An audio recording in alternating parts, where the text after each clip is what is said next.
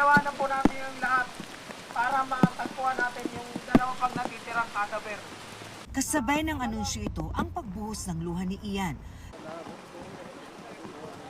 Tila gumuho na raw kasi ang kanyang mundo dahil itinigil na ang paghahanap sa kanyang ina at 8 taong gulang na pamangkin na natabunan ng buhay matapos magkaguho sa kanilang lugar sa Sitio Upper Banaba ng Barangay San Luis, Antipolo. Hindi ko na po makapigil yung iyak ko eh. Kasi doon una, pinipilit ko pa na parang wala lang pero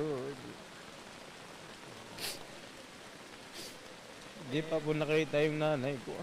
Pasado 2:00 ng hapon kanina nang itigil ng rescue team ang search and retrieval operation sa kasagsagan ng malakas pa ring ulan. Dito kasi ma'am sa area na to ma'am, wala na po kami possibility na makita yung cadaver po rito sa area na to.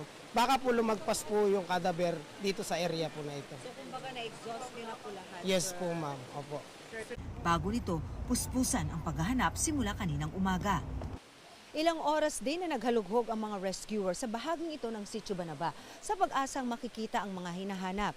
Gumamit na nga sila ng mga canine unit ng MMDA para mapabilis ang search and retrieval operation. Pero bigo sila. Kung sa kasagsagan po ng kalakasan ng ulan po yan at sa pagdaloy ng mga baha, may posibilidad po na baka naanod na po, lalo na yung bata.